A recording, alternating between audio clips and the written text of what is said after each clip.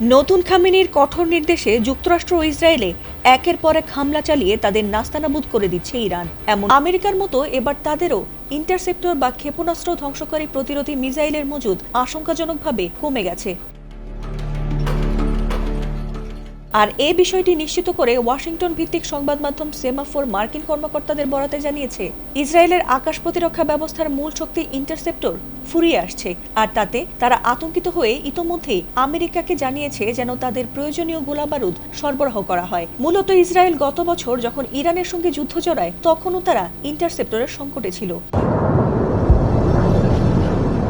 আর এবারের যুদ্ধে ধারণাতীতভাবে ইরান লাগাতারভাবে ব্যাপক হামলা চালানোয় তাদের দূরপাল্লার প্রতিরক্ষা ব্যবস্থার মজুদ কার্যত শূন্যের কোঠায় গিয়ে ঠেকেছে, আর তাতে প্রবল চাপের মধ্যে রয়েছে ইহুদিরা। যদিও মার্কিন কর্মকর্তারা তাদের আশ্বাস দিয়ে বলেছেন যে যুক্তরাষ্ট্রের ইন্টারসেপ্টরের কোনো সংকট নেই, আর তারা ইসরায়েলের ইন্টারসেপ্টর কম থাকার কারণের বিষয়টি গুরুত্বের সঙ্গে দেখবেন।